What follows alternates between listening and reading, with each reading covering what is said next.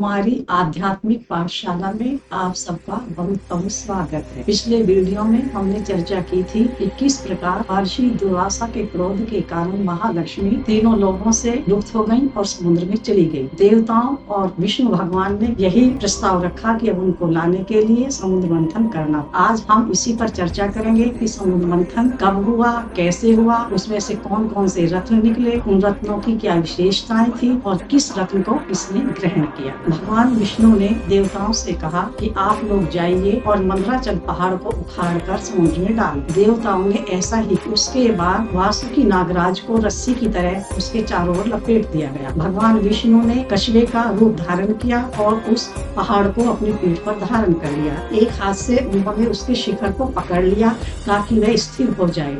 इस प्रकार समुद्र मंथन की तैयारी हो गई। तो भगवान विष्णु ने देवताओं से कहा कि आप लोग अकेले समुद्र मंथन नहीं कर पाएंगे, इसलिए आप असुरों के पास जाएं, उनसे संधि करें और उनको मनाकर ले आए। सभी देवता असुरों के पास गए और उन्होंने उनसे कहा कि आप हमारे साथ समुद्र मंथन में हमारी सहायता करें, उससे जो भी खजाना प्राप्त होगा उसे हम आपको भी भागीदारी देंगे।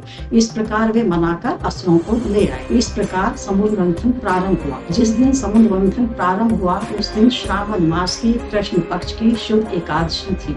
बहुत से ऋषि मुनि और ब्राह्मण लोग भी वहाँ पर एकत्रित थे।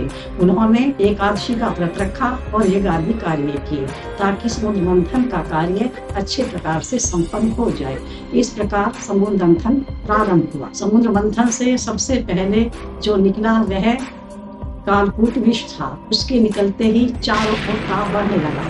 भगवान शंकर उस समय वहीं उपस्थित थे। उन्होंने सबको भय मुक्त करके उसका पान कर लिया। दूसरा रत्न जो उसमें से निकला वह कामधेनु गाय थी।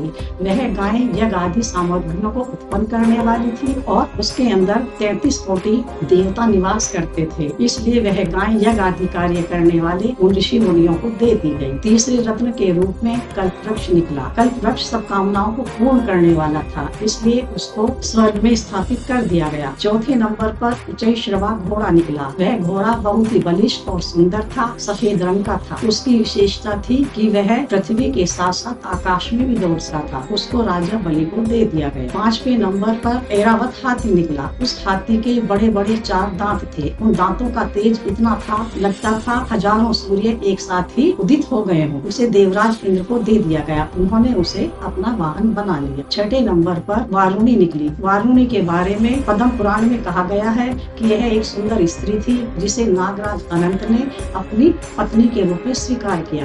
किंतु दूसरी जगह यह उल्लेख मिलता है कि यह एक प्रकार की मदिरा थी जिसका असुरों ने ग्रहण किया। इस प्रकार 7वें नंबर पर कौस्तुभ मणि निकली, जिसको विष्णु भगवान ने अपने हृदय में ग्रहण किया। उसके बाद ब्रह्मा नाम की एक अप्सरा निकली जो बहुत ही सुंदर थी और वह अपनी स्वेच्छा से ही स्वर्ग में चली गई और वहाँ देवराज इंद्र के दरबार में मुख्य नर्तकी के रूप में नियुक्त हो गई। उसके बाद में 5 जन्य शंख निकला। 5 जन्य शंख को भी भगवान विष्णु ने ग्रहण किया। यह वही शंख था जिसको द्वापर में जब महाभारत का युद्ध हुआ कुरुक्षेत्र में, तो वहाँ पर भगवान कृष्ण ने युद्ध को प्रारंभ करने के लिए उसका घोष किया। 10वें नंबर पर पारिजात वृक्ष निकला। वह भी बहुत ही विशिष्ट प्रकार का वृक्ष था।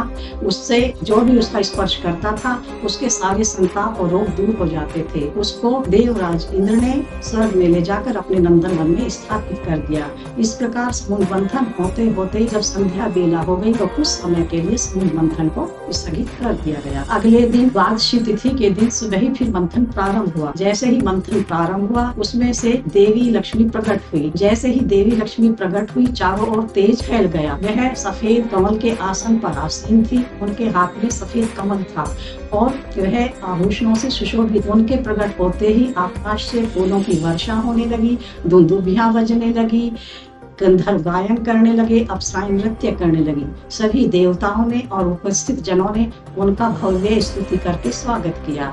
इस प्रकार सभी उनको देखकर मोहित होने लगे। लेकिन महालक्ष्मी ने विष्णु भगवान को वरण किया और उनको फिर एक सुंदर सिंहासन पर आरूढ़ कर दिया गया।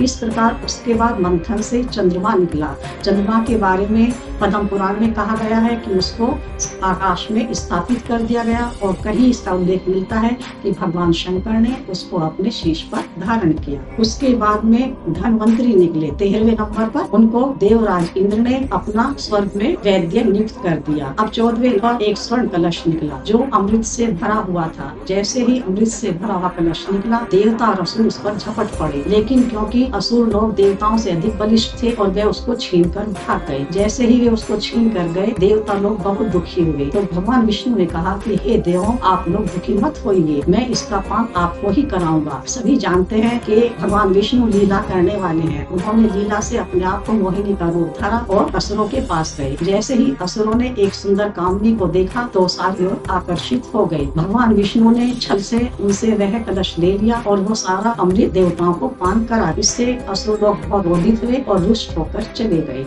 इस प्रकार से सोन मंथन का कार्य पूर्ण हुआ। 14 बहुमूल्य रत्न प्राप्त हुए। इसके बाद सभी ब्राह्मण और ऋषि लोग भगवान विष्णु ने सादर विदा किया। उसके बाद भगवान विष्णु और महालक्ष्मी भी अपने धाम को जाने के लिए तत्पर हुए। तो सभी देवताओं ने उनकी बहुत सुंदर स्तुति की। उनकी स्तुति से प्रसन्न होकर उन्होंने उन्हें वर मांगने के लिए कहा।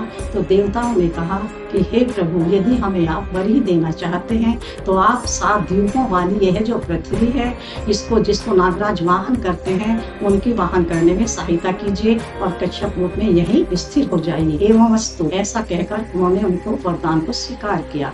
फिर महालक्ष्मी ने भी उनको वरदान देने के लिए कहा। तो देवताओं ने कहा कि हे देवी, आप हमेशा के लिए भगवान विष्णु के हृदय में वास कीजिए और कभी भी वचन दीजिए कि आप कभी भी त्रिलोकी को छोड़कर नहीं जाएंगे। एवं वस्तु इस प्रकार कहकर देवी लक्ष्मी ने भी उनको वरदान दिया। इस प्रकार वह दिव्य दंपति अपने धाम को चले गए और सब देवता भी अपने अपने स्थान को प्रस्थान कर गए। आशा है आपको हमारी कहानी अच्छी लगी होगी। आगे भी इसी प्रकार की ज्ञानवर्धक और रुचिपूर्ण कहानी सुनने के लिए हमसे जुड़े रहिए। श्री लक्ष्मी नारायण आपका मंगल करें। बहुत बहुत धन्यवाद।